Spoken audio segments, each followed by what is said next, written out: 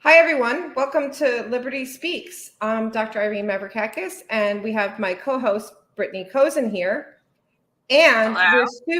Hey, Brittany, how are you? Good. How are you? I'm great. So we're super excited to have Erika Kolenich. She is a West Virginia resident and is running for governor on the Libertarian ticket. And we are just super excited to have a conversation with her about what a Libertarian governor would do. But we'd love to share with you her campaign video, which we think is super awesome. So here it comes. Montani Semper Liberi. Words that ring true in the hearts of every West Virginian. Mountaineers are always free. Free to live, free to be whoever they want to be. Bureaucrats shouldn't tell us how to live our lives, to tax us and waste our money. This November, West Virginia has a better choice for governor. I am Erika Kolenich, and I'm asking for your vote. Awesome. Erika, how is the campaign going? We noticed you are running a super professional campaign, definitely competitive with the Republicans, in my opinion. So tell us about it and tell us about maybe some upcoming events. Yeah, thank you. It's going really, really well. You know, I ran in 2020 and this year is so different. The energy is different. The people are different. Not that people were mean in 2020, but not everyone was receptive. And I feel like maybe I'm on, up to two hands this year on people that have maybe said nasty things or have not been willing to have a conversation with me, which I feel like is amazing because I'm beating the street. I'm at every fair and festival I can get to, and people are really willing to have conversations with me and listen to the idea of something different than the Republicans and Democrats, which is really fantastic. So that helps, the energy that I'm feeling and that I'm getting back from voters that I'm talking to has really helped energize me and the rest of my team. So it's been going really, really well. We've been traveling throughout the state of West Virginia and hitting every fair and festival that we can. We know that in West Virginia, we're never going to have as much money as the Republicans, right? And we're never going to have that special interest money, that coal and oil and gas money. So we have to work twice as hard as everybody else. So I've been trying to do that. We've been hitting up all the fairs and festivals. I'm actually doing a barber shop and a brewery tour, which has been really, really exciting and really fun. So I'd love to tell you about that. This weekend, I'm actually going to be in the Eastern Panhandle, which for people who know what West Virginia looks like, it's kind of got a part that goes like this and then a part that goes like this. So the part that goes like this is the Eastern Panhandle. So I'm going to be over there in the Eastern Panhandle at the Berkeley County Youth Fair. And I have a stop on my barbershop tour at Papa Joe's Barbershop in Martinsburg on Saturday. I'm also doing an event with Mike Termott at Haas's Steakhouse on Saturday as well. And then on Sunday, I'll be heading back down to the southern part of the state, and I'm talking to some seniors at Summersville Health Center, which is really exciting for me. I'm looking forward to speaking with those folks. And then I have a stop on my brewery tour in Summersville Sunday afternoon as well. So, wow. Really exciting Great. stuff.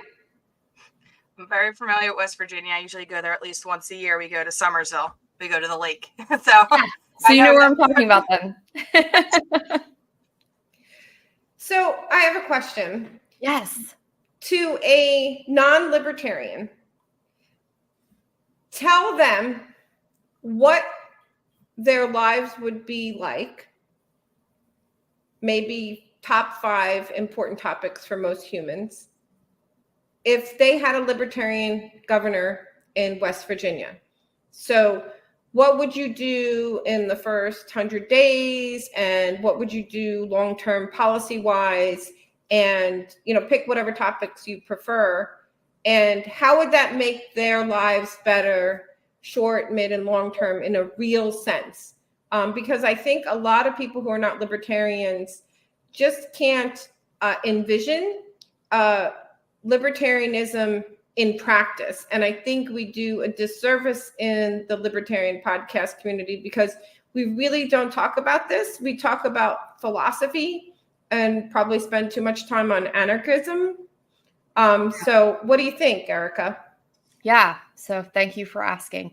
One of the first things I want to do is overhaul the abuse and neglect system in West Virginia. It's Chapter 49, we call it. So in West Virginia, the abuse and neglect system is what we use to take people's children away. And it's never going to get eliminated right away in West Virginia. I know that too many kids living in too many bad situations in West Virginia as a result of substance abuse and some other things. You're not going to eliminate that. You're not going to eliminate CPS on day one. But what we can do is we can overhaul the Chapter 49 system. Right now, there are very strict time limitations on how long people in recovery have to get better, to get their kids back if they're on an improvement period. We should eliminate those timeframes. Recovery doesn't operate on a time frame. If somebody's actively participating in a recovery program and they're in rehab, their rights to their kids should not be terminated when they're in rehabilitation, when they're recover. So we should eliminate those time frames under Chapter 49. The next thing that we need to do in terms of the abuse and neglect system is anytime a blood relative steps forward when children are in the foster care system and they can demonstrate that they did not know that those kids were in the foster care system and that they filed a petition to intervene as soon as they found out the kids were in the system, they should automatically be added to the case and be able to have a chance to have those kids, because we have far too many kids that are going into the foster care system, getting put up for adoption merely because you had an out-of-state relative, a grandma, an aunt, or an uncle or a cousin who are willing to raise those children, don't need state money to do it, but just had no idea that they had a relative who was in the system. But they come in, and again, if it's not on the strict time frame that the state mandates, they can't get in. So we could overhaul that system with very, very few changes and eliminate some of the kids that are in foster care, some of the kids that are literally getting lost in the foster care system right now in West Virginia, and provide better lives for those kids. So that's the first thing that I would do, that I think would create a significant change in West Virginia. The second thing that I would do is cut state budgets across the board by 10%. There's so many state-run programs we have in West Virginia. We have programs in West Virginia that were created in the 70s and 80s. Nobody's ever gone back to look at those programs to see, are they functional? Do we need them? Are we wasting money? One of the things that we've been trying to do in West Virginia, the super majority of Republicans have been trying to eliminate the personal income tax for about the past 2 to 3 years. They can't find a way to do it. And the reason they can't find a way to do it is because they don't ever want to talk about spending. And folks in West Virginia get very, very scared. And they say, but we need things. We have the foster care crisis. We have, teachers that need paid more. We have road problems. We have so many problems. How could we possibly cut the personal income tax? And the reason is because we're spending money in places that people don't even know we're spending it. We have this thing in West Virginia called the Higher Education Policy Council. The stated purpose of this council is to ensure the integrity of higher education in the state of West Virginia. Over 5 years ago, this council, which is paid by our tax dollars, did a study where they found that there was an oversaturation of higher education in the market in West Virginia, and that if something wasn't done, there was going to be a crisis. Well, they didn't do anything about that.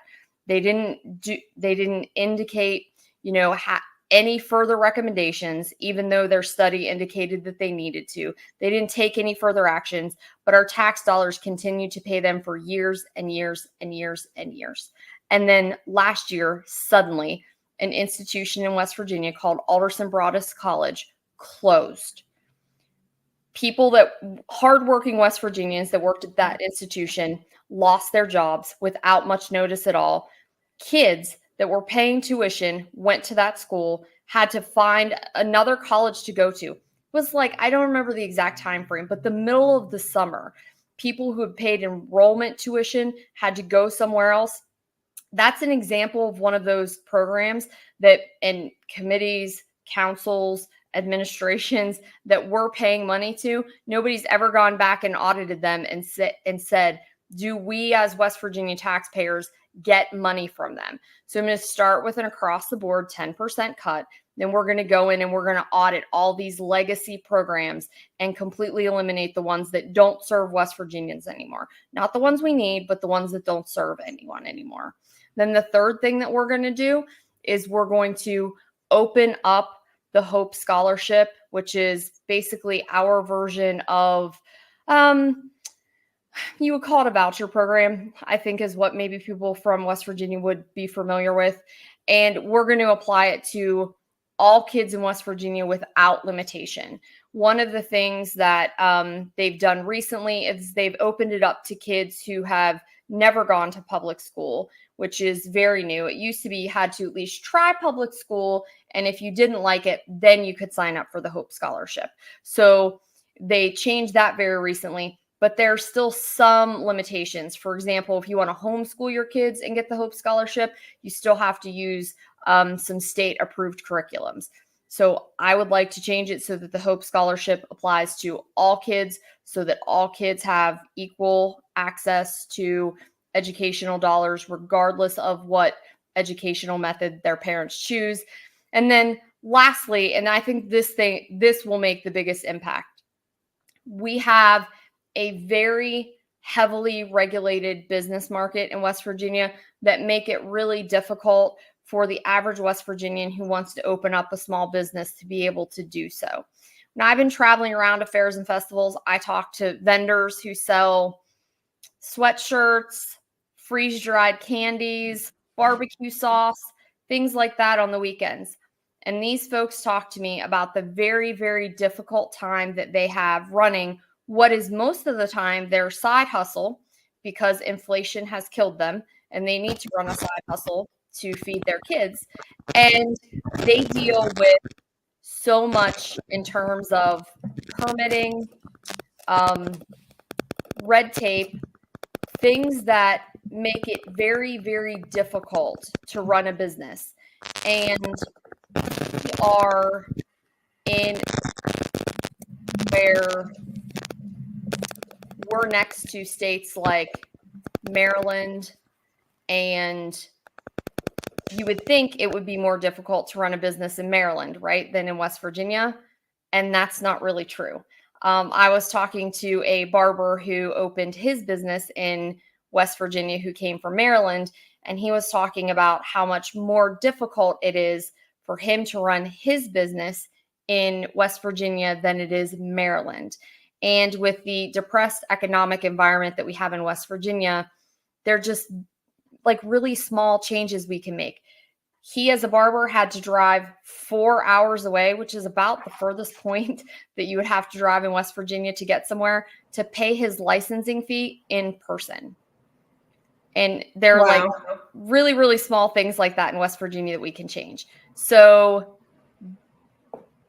opening the business climate by just changing those small things. Like one of the things I like to tell people we do in West Virginia, because it kind of rings of like organized crime, is if you sell beer and wine in West Virginia, the state government tells you where you have to buy it from in terms of your distributor. So if you're running a convenience store and it's Labor Day weekend and you've sold out of beer and it's Saturday and you know you've got 2 more days to go and you want to call another distributor to get beer so you can make some money on the weekend, because that's what you do as a convenience store, you can't, or you're actually violating a statute in West Virginia because you're not buying it from which distributor they tell you you can buy it from.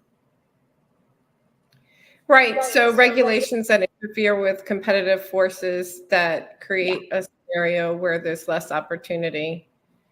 Right. Unbelievable. Hey, Brittany, you know, she mentioned the drug problem. which we talk a lot about the relationship between illegal drugs, the black market, and the situation where we're trying to make laws against what culture is ready to accept. And we know West Virginia has a lot of problems, like a lot of states. So does Pennsylvania. So does Delaware. So how do you, I'm like, well, yeah, okay, we should start naming the states that don't have a problem, you know? That would be an empty list. Right, exactly. So do you have some thoughts on that, on both not only just marijuana, but the other drugs, and how West Virginia moves past trying to have laws against what culture is ready to accept? Yes. I mean, I'm a complete decriminalization of all drugs person. And, I tell everyone, if you could go down to Walmart and buy it, you would know what was in it, and you would know the dosage, and we wouldn't be worried about fentanyl because it would be on the package, and you would know how much you could take without overdosing, and we wouldn't be concerned about overdoses, and we wouldn't be scared. And, I always tell everybody it's like bathtub gin, right? Back during Prohibition, bathtub gin would kill you because it had bacteria in it, and people were making it illegally, and it was scary, and it was nasty, and you didn't know what was in it. And back then, if you said, hey, one day gin's going to be legal and you're going to be able to go down to the drugstore or the grocery store and buy gin, people would have looked at you like you were crazy. Just like now, when we say you should just be able to buy cocaine and heroin at Walmart, people look at us like we're crazy, but it's true. And, I think it's just going to take talking about that message long enough for folks to understand that it's true. And, I try to explain to people in West Virginia, it's a very sensitive subject, right? It's a very sensitive subject. The kids that we talked about, they're in foster care because of drugs. Our lack of workforce, it's because of drugs. And so when I'm walking around saying, well, if we decriminalize drugs, we would have less of a problem, it's hard for people to understand. And, I talk a lot about how, when I was growing up, and this is sad but true, I feel like, I know myself and a lot of my friends, it was pretty common to have a father who was a functioning alcoholic. Sad, but true. You had dads that went to work, took care of their families, didn't abuse anybody, but they came home and they drank. And that was what they did. If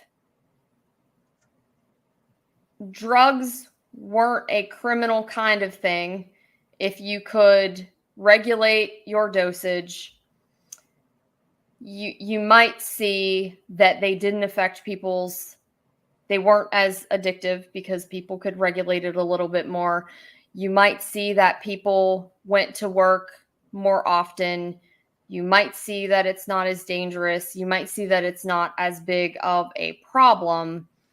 And, I think it's hard, right? Because there's just this fear that if it's not a crime, everybody's going to wake up in the morning and want to try it, which isn't really true. And, I try to talk about people about it. As long as we focus on it being a crime, then crime is the scapegoat and we can't focus on recovery. And of course, we could go down a rabbit hole because in West Virginia, you also need a certificate of need to open up a recovery center.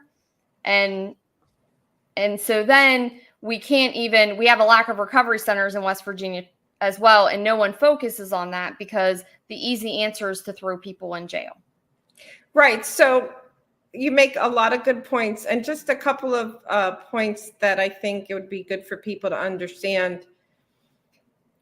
First of all, when you lace marijuana with fentanyl, you are giving people an opioid exposure, which causes upregulation of these mu receptors, which is unfortunately a good segue for some people into more harsher drugs on the opioid spectrum. And people need to understand the reason why fentanyl is so dangerous. Most drugs are in milligrams. Fentanyl is in micrograms, right, Brittany? And so you have some non-pharmacy, non-doctor criminal dude dealing with micrograms, right? So 50 micrograms of fentanyl is equivalent to 3 to 5 milligrams of morphine, probably, right? So if you mess up micrograms, that's a big part of why it kills you. We use fentanyl in medicine all the time, but you have anesthesiologists and nurses who know what we're doing. And like how many, we always double check the vial and the dosage, and there's a licensed pharmacist doing it, right? And you have criminals lacing it, right? So the danger is inherently in that. And I'm going to make diabetes illegal. Does that fix it? Let's make diabetes illegal. I am sick of everybody being diabetic, which is a whole other can of worms for me. Yeah. Okay. If you're going to be honest and say that addiction is a medical condition, and it is, then if we make diabetes illegal, it doesn't go away. How are we making an addiction illegal? Right. I'm going to make insulin illegal. It practically is. Can't afford it. Well, that's a whole, and that's not exactly the same equivalent, right? I'm being kind of funny, right? Because that's a treatment for diabetes. But the point is there. And people need to understand that the other problem is certificate of need. Certificate of need means it's so anti-competition. It says you can't open a surgery center or a clinic unless there's not enough surgery centers and clinics, as opposed to being better and being competitive, because the government's like, well, we don't want you to fail. Well, if you want to fail, you can fail. Why are we having a nanny state? So that causes a decrease in competitive forces as well. And it's so sad, the current state of drug abuse and so many things in our culture. And I think if communities could just realize how important this is and then elect you as governor, and then you can decriminalize. I know you're more focusing on marijuana decriminalization and things like that. And I know that wouldn't be your first, and I don't want to speak for you. But nationally, it would be just a wonderful way to improve, probably in less than a generation, the lives of many Americans and their families. But you have to have opportunity, and you have to have jobs and things like that. So speaking of that, Erika, what do you think? How do you create opportunity in West Virginia? Well, I think there is opportunity in West Virginia. I think we just don't unleash it, and I think we go about it the wrong way. So in West Virginia, we've always done the same thing. It's really sad. So I don't know how much you all know about West Virginia, but the Democrats were in control of West Virginia for years, We were one of those old blue labor Democrat states ever since JFK. Like West Virginia fell in love with JFK and we were Democrat. And then, they decided they didn't like Obama and we became Republican. And nothing's changed. We still do the same things. It's still the same state. We just switched our color. And we do the same thing. We sell our soul to oil and gas and coal, regardless of where the market's going. We sell our soul to oil and gas and coal. And then we do one other thing. We take tax dollars from all the small businesses that try to operate like our tourism and our small main streets in West Virginia. So we take all those tax dollars and we take all the tax dollars from the oil and gas and the coal, and we try to get these big, large promise companies to come to West Virginia that are most of the time just like empty nothing burgers that, promise us hope. And it's like always going to be the next big like whiz bang thing that's going to reinvent West Virginia in the economy. It's going to bring jobs, hope, innovation, and it rarely does anything. And that's what we do. So we offer some backroom handshake deal for some big company to come here, and then everybody's like, oh, that didn't happen. New announcement, new big company. Oh, they didn't really open. New announcement, new big company. Oh, and it's just like this cycle. It doesn't, and sometimes you get some that come, but then like in the past couple of years, we've had Nucor and Form Energy, but they're never as big and as revolutionary as they talk about. So what I think we need to do is just create a level playing field. If we created a state that had a business-friendly climate, low regulation, low taxes, we would by our very nature be business-friendly, and we wouldn't have to offer special deals because we wouldn't have to compete for business with, Pennsylvania, Virginia, Maryland, Ohio. The things that they always tell us are the reasons we have to give deals. We just need to create a business-friendly climate. And small businesses, whether or not people like to hear this or not, small businesses are going to be the way to rejuvenate West Virginia's economy. You're not going to take the main street of these small, decimated counties and rejuvenate them with an Amazon distribution center that's never coming.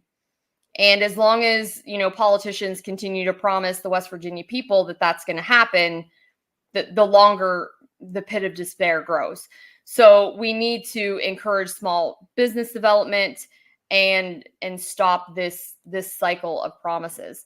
The other thing that I think we need to do is we need to make West Virginia an attractive state for people to move into. And we're not doing that either. West Virginia has a population that's declining. We have an aging population. Those folks are passing away. Our younger people are leaving. We don't have enough. We've done decently actually since COVID, getting some people to move in, but not quick enough. In a few years, the population in West Virginia, we're going to have a problem. We're going to have a problem with people to work the jobs. We're going to have a problem with people to provide services. I'm actually scared. By the time I retire, I don't know who's going to serve me a meal at a restaurant or who's going to be my doctor because we don't have people. So we really need to start, focusing on culture. As much as I know people don't like to hear that, that's what gets people to move places. So we need to start focusing on culture, entertainment, and providing the type of environment in West Virginia where people want to live, because we need to get people here. And I was actually really encouraged when I was traveling around this weekend, because there were a lot of people from the bordering states talking to me about the types of things that they would need to see in West Virginia to move here, and that they actually did want to move here. So I think we need to start getting younger people to move into West Virginia if we're going to create opportunities for future generations here. I will say I want to move to West Virginia. I just don't want to move. I don't like the process of moving. I've done it. I've done cross country. I've done it way too many times in the last 6 years. I'm done with moving for a little bit. So I can't convince you to move? If you move before the election, maybe I will move. I will move to Summersville tomorrow if you pack my moving truck. Okay. Well, I'm busy until November 5th. Maybe then. We'll see. Let's see. It's beautiful. I just need to get situated. But yeah, we've been talking about it for years to move to West Virginia. It is beautiful. And we have the nicest people. I tell everybody, listen, if I break down tonight, I will not be stranded for longer than 10 minutes before somebody's going to stop. They're going to change my tire. They're going to call my husband. They're going to bring me a snack. and a water and a blanket if I'm cold and a fan if I'm hot. I mean, we have the best people, the best landscapes. I mean, it really is the best state. And I don't say that just because I was raised here. It is the best place. I was even contemplating, I was going to do it, that I would work 3 shifts at the hospital in Somersville, and then and like have like a tiny little cabin, stay there, work the 3 shifts, and then drive back to Eastern PA and work at my other job, just to go back and forth till we got established and could find a place that we liked. But it was just, I'm like, with having the 3 kids and their age gaps right now, it's tough, but I would love to. Well, Erika, if you become governor, I will consider it. Okay. It's not far for you, Irene. You need to zip for me. No, I got there in 4 hours for their convention from Delaware. I didn't realize it was 4 hours away. It was actually pretty funny. I had the best time. I went and saw some waterfalls and had the great time with you and all your friends, and felt like an honorary West Virginia person. So, you know, Brittany and I, of course, spend a lot of time on medical freedom, Erika. Mm-hmm. And maybe you can just tell us, so you were governor during COVID mania tyranny, as I like to call it. What would you do as governor? You know, different or not different compared to whoever, but what would you have done? Sure. Well, first of all, I always like to try to be honest and say, you know, hindsight's always 2020, right? We're like Monday morning quarterbacking. And so I know that there's probably a few days, maybe even a few weeks there where you're taken aback and you don't know what to do. So I don't want to try to say that in the very beginning I would have known much of anything different than anybody else. Sure. Sure. But what I'm fairly certain of is that, you know, by the time we got to, in West Virginia, what I would call mid-April of 2020, I certainly wouldn't have shut down businesses. And I remember pretty vividly in April of 2020 thinking this makes no sense at all. And the reason that I remember that is because my mom, she's actually retired now, thank goodness. But at the time she owned a convenience store, and you know, she was calling me, having me research certain things because as long as she had certain things on the shelf, she could stay open. You know, as long as she had bread, which she normally did, as long as she had, I think, I don't even remember the list, but it was a silly list. It made no sense at all. And I remember thinking at the time, this doesn't make any sense to me. Like, how can she be open? My law firm was allowed to be open despite the fact that the courts were closed. That made no sense to me. How, as a lawyer, am I essential, but the courts are closed? I mean, they were open for some things like, you know, emergency criminal cases, taking people's kids because they were still taking people's kids. Because, you know, that's an emergency. But I didn't practice criminal law, but my law firm could still be open. That didn't make any sense to me. But a dog groomer couldn't be open.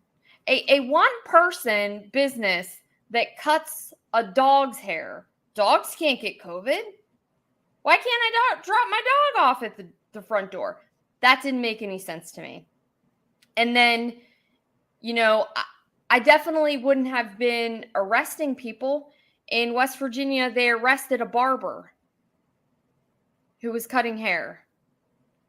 Yeah. I know that I wouldn't have arrested people for trying to put food on the table for their family. So he can go in jail with close quarters with other people during a pandemic. This has nothing to do with science, of course. Right. Exactly. And, you know, the masks, again, can I say for certain when all the recommendations first came out about masks that I wouldn't have said, oh, maybe we should wear masks? Can I say that 100%? I wasn't governor at the time. I can't say. Here's what I know, that within a week, when people were saying, oh, it was literally within a week when people were saying, oh, you can wear this kind of mask, but not that kind of mask. I literally had a judge who was telling me that I had to wear a cloth mask and I couldn't wear the medical mask. I don't even remember that. You all probably know, you're in the medical field. The was it called the MN? The N95? And yeah, N95. He told me I couldn't wear those because he read an article that those weren't effective. I had to wear a cloth mask. Then when you were going in places and, you know, it was okay as long as people wore them like down here. And then we were on a plane and you couldn't wear like the gaiter things, but then a cloth thing was, how is a cloth thing okay if the gaiter thing wasn't okay? Within weeks, it was clear that it was nonsense. I certainly wouldn't have made people wear masks. And then there was the time period that it was okay if you wore a mask if you like weren't of a certain age. Like, you don't have to put a mask on your 3-year-old. That didn't make any sense because 3-year-olds apparently couldn't carry COVID in West Virginia. So I wouldn't have put masks on people. And I certainly wouldn't have closed the schools in West Virginia.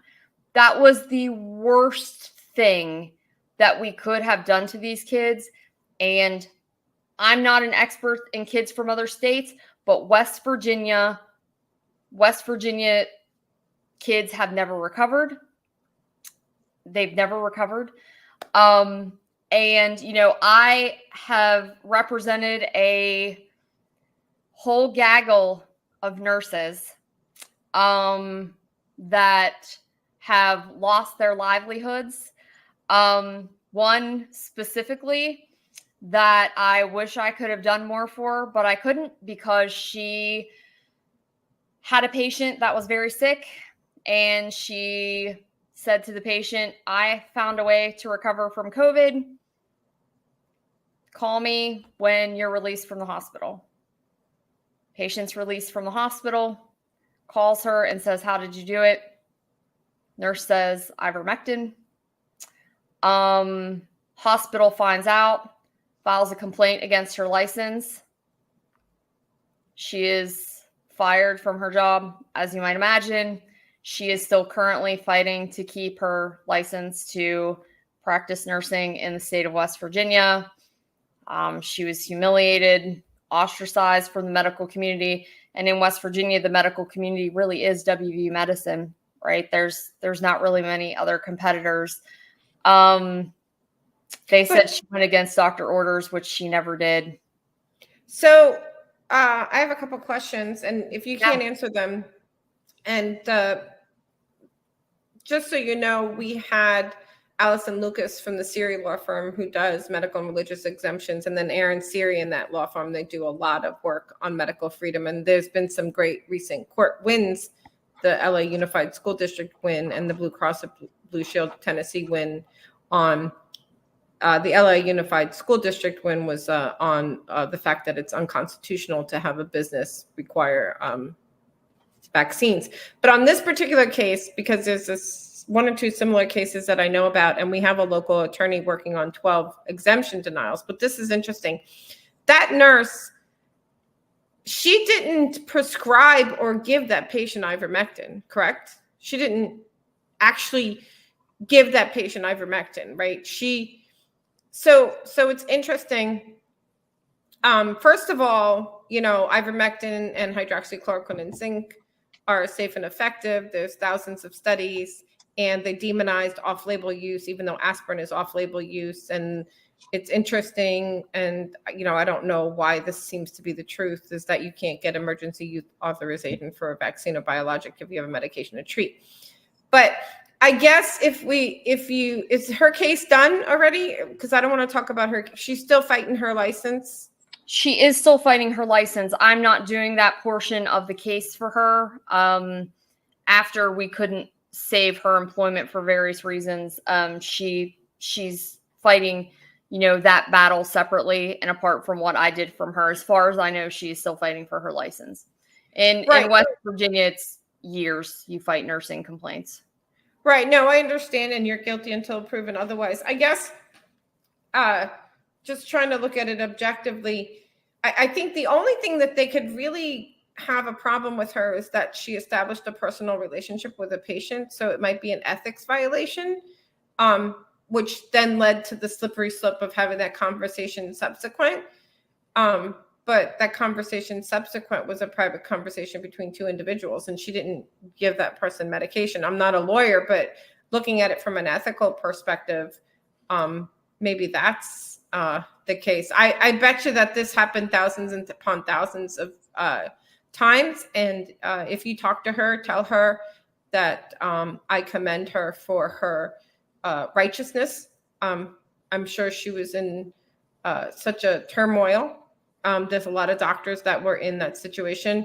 My area of practice, I don't prescribe ivermectin or hydroxychloroquine and zinc because I am a specialist in a different specialty. I don't treat COVID patients. I do treat vaccine injured patients as a musculoskeletal and spine specialist. And I've done that for years, including from the flu vaccine and other vaccines. And of course, nothing I say here is medical advice. I'm just looking at this from a medical ethics perspective. Right. But it's a shame, really, that the medical establishment was so lost in the scientific realm that she felt compelled to take such risk. And she probably knew that there was, a risk. But I hope that she wins her case because she knows that you're supposed to first do no harm and that it's a violation of her ethical mandate to not try and help patients. But I'm sure she tried to speak to the doctors and things like that. And I'm really sorry that that happened to her. Yeah. And it's great that you guys are helping her. Yeah, we tried. We tried to do more, and we tried to save her job. There are only certain laws that you can use to save someone's job. And unfortunately, she just didn't fall within one of those exceptions in West Virginia. Yeah. So hopefully she can at least save her nursing license. It's terrible that all of the wrongness of what happened during COVID created that situation, which should have never happened. That's the, crime against humanity on top of the crime against humanity, because we're supposed to, first do no harm, and we have, a compulsion to do the right thing. And she was brave. Yeah. It's part of why I don't work where I live, just to avoid any ethics issues of people coming in that I know and stuff. Just it's really hard to try and fight those when they pull the ethics stuff in. Yeah. Yeah. So you've had other medical freedom cases that you've worked on, Erika? I have. I've had quite a few vaccine cases. And it took, I've one that I won recently, and it took a while to figure out a legal strategy and a loophole, so to speak, in West Virginia to be able to win one.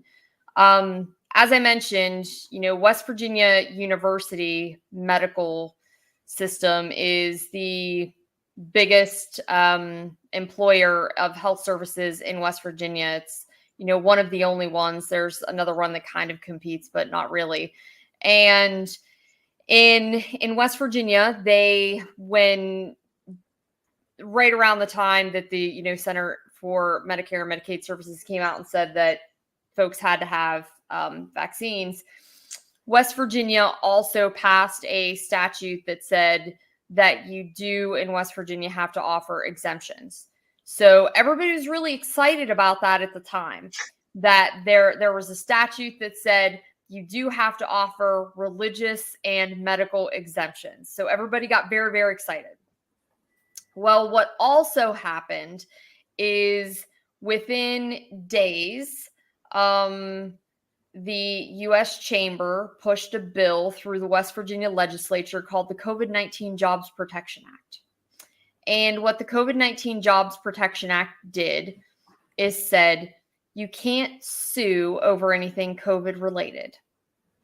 And they advertised, the politicians, the Republicans, advertised this bill as, look, this is great. It's great for West Virginia because nobody's going to get sued because of COVID. We're going to, stop lawsuits, people that say they got sick because they came in your business. We're going to stop this. Well, really what it did is it meant that if your employer actually didn't give you that religious or medical exemption, you couldn't do anything about it. Even though we have something called the West Virginia Human Rights Act that protects from discrimination based on religion and provides that you have to have, disability accommodations. It basically, the COVID-19 Jobs Protection Act overrode the West Virginia Human Rights Act. So when, you were filing these vaccine cases, they were just getting dismissed. So my client was a medical assistant in a private rural health facility, and she didn't want to take the vaccine for medical reasons. And she had a West Virginia University employed physician who said, you can't make this woman take the vaccine. Every time she's ever had a flu shot, every vaccine she's ever taken, she's had a very dangerous reaction and ended up in the hospital. And WVU Medicine basically said, we don't care. They had one reason that they would grant someone a medical exemption. And that was if and only if they had taken one dose of the COVID vaccine already and had a specific reaction to that vaccine. That was the only reason that their rules would provide that you could get a medical exemption. They also, by the way, had a list of specific religions that they deemed were against vaccines. So if you came in and said that you had a religious exemption, if you weren't on their list of religions that were against vaccines, they said, we don't believe you, you don't get the religious exemption either. So when they said to my client, whose name is Melissa Bond, by the way, she doesn't mind when I talk about her, when they said to Melissa, you have to take this vaccine. We don't care if it kills you. And we don't care if your doctor, who's our employee that we trust enough, in his medical advice to allow him to see other patients, says it will kill you. We don't care. We're willing to put your life at risk or you got to get out. They fired her. And so she wouldn't take it. They fired her and we sued them. And good. The trial court, so WVU, they file a motion to dismiss right away and they say, hey, the Republicans in West Virginia passed this law called the COVID-19 Jobs Protection Act, says you can't sue us for firing people for this. And the court agreed with them and dismissed the case right away. And we went to the West Virginia Intermediate Court of Appeals, and the Intermediate Court of Appeals said, no, we think Erika's right on this one. We don't think that this is what was intended, and they sent it back. Newest update, hot off the presses, is I had a hearing in this case last week, and WVU said, we think we have a new argument as to why the case should be dismissed, so they're renewing their motion to dismiss. So we have not fully won the war yet. We're ready to go to battle round number 2, but I will continue fighting for her. So that's where we are. Thank you for fighting for her. And I'm not sure you saw the recent Blue Cross Blue Shield of Tennessee court case. The plaintiff was I think a biostatistician that worked for Blue Cross Blue Shield of Tennessee. She filed a religious exemption.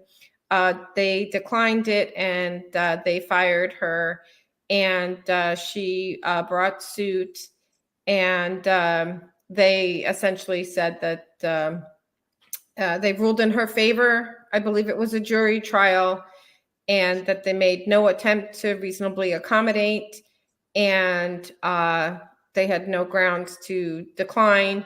And they got over $650,000, including punitive. And that was at the end of the month. So that's a great recent win. And, I would be remiss if I didn't review the fact that, first of all, in the idea that we have the religious exempt out of a medical procedure is, in my opinion, unconstitutional. The only premise for vaccine mandates is Jacobson versus Massachusetts, which we talked on our last podcast, which was a case in 1905 for the smallpox vaccine, and he didn't want the vaccine, and they fined him for $5. He lost the case, and that has been bastardized as the premise for vaccine mandates. And in my opinion, the only way that this never happens again is Medical Freedom Act of Congress, or a constitutional amendment for medical freedom, a 28th Amendment, which another organization has already written out. And the Medical Freedom Caucus is working with this with some legislators, because we need to never be the case that in the United States, a human has to be forced or coerced into a medical procedure, and that declination be tied to life, liberty, property, and the pursuit of happiness, because that's in violation of the 10th and 14th Amendment, in my opinion. Mm-hmm. So I'm so glad and grateful that you are fighting for this for her. And I think that Blue Cross case is a great precedent. And there's the LA Unified School District case, where teachers filed suit and said it was unconstitutional for the vaccine mandates. And they also won, and Judge Collins discussed, a couple of things that, COVID vaccines and biologics don't prevent transmission, so there's no public health mandate. That it was a lower case that it then went to the Ninth Circuit, and that they said that it was improperly analyzed, that it wasn't a high enough level of scrutiny. And essentially he said that there's much precedent that a business cannot have a rule or a requirement that violates someone's civil liberties. It's not like they're telling them that they have to wear a tie to work. And then there's a lot of other issues related to that, right? The fact that you shouldn't even be asking someone whether or not they're vaccinated. HIPAA doesn't apply here. So your case, you winning that case is another precedent. And I think you're going to win it. And if I have articles and other precedents, if you want any of them, I'll send them to you. Thanks. And maybe connect you with Allison from the Serial Law Firm, because I think they're just amazing lawyers in her law firm, and they connected with the Delaware lawyer who has been working on 12 cases here on a contingency basis that are going to discovery now. So we've been trying to help each other, and I think that would be great. But that's why we're so grateful to have someone like you, because that's groundbreaking to pursue a case in Tennessee like this. And it's just ethically and wrong that someone would be put in such a position. And I thought it was my understanding that the federal CMS rule, provides that religious and medical exemptions have to be accepted as well. Yeah, and I've never looked at that rule because they never raised that. That actually came up at the intermediate court. The intermediate court asked about the interplay of the CMS rule, and they've never raised that as a defense. They've just said that they did offer her the medical exemption and she did not qualify. So they've never contended they didn't have to offer her a medical exemption. They said they did offer and she did not qualify. I want to see how many people change their religions to fit to that list. they converted for the time being. And you know what, Brittany, is that my client has always said that. She's like, in hindsight, I should have just lied. I shouldn't have honestly tried to get it. I should have just lied and said I was against one of these religions. And yeah, I'm that one that's on. Yeah, I'm that one. The third one down on the list. Yeah, that's me. Yeah. You don't want to be at the top. You don't want to be at the bottom. Like third, fourth one down. Whatever that is. It's very interesting because remember Allison, the attorney that was on last time, she talked about how, because she literally does the same thing. She works on these medical and religious exemption cases. And sometimes she helps people before they get to the fact that they get denied. And she has a large amount of knowledge related to what the medical exemption needs to say. Mm-hmm. And the whole concept, again, is something that should not happen in the United States of America, like we discussed. But I'm so grateful, Erika, that you're fighting this fight. Thank you for helping these people. It's just wonderful. This is the type of person that you want to be your governor. This is the person who's represented people's individual rights. Thank you. I will tell you a quick little interesting story that I ran into the Republican candidate for governor, and I was chastising him a little bit about the fact that he's not going to debate me. Not only is he not going to debate me, he's not going to debate the Democratic candidate either. He's just not debating anybody. But I was telling him about this case, and I said, hey, Mr. Freedom friend, you need to fix this because this is a problem in the statutory framework of West Virginia. He had no idea what I was talking about. Didn't even know that the law existed. And, he's the current attorney general, so he always runs around talking about how he fights Biden and he fights Washington. He's like, well, why didn't you just file it under federal law? And I said, I shouldn't have to file it under federal law. I'm going to file it under state law. It's the state that has wronged my client. It's the state that you're part of. It's West Virginia University Medical Center that has wronged my client. But he had no idea. Doesn't even know what's going on in his own state. I hope you're going for punitive damages. Well, it's a quasi-state entity, and punitive damages are prohibited under state. Gotta love it. Yeah. That's terrible. Yeah. So I don't know. Well, I think I don't know. The I don't know is like government is so mind-bogglingly messed up, and there's so many. And just to make things better, I want to get into this more because I'm getting my bachelor's right now. I'm working on that, and then I've decided I'm going for my master's. But I don't want to be a nurse practitioner. I don't like people. So. But I want to be a politician. We're the whole thing. But I'm going into healthcare policy is what I'm doing with my master's for. So wonderful. This will all be fixed. I need Brittany to fix that. You move to West Virginia and we'll fix it together. Perfect. Deal. All right. You become governor of West Virginia. I'll get in the legislature there. We'll be good. Okay.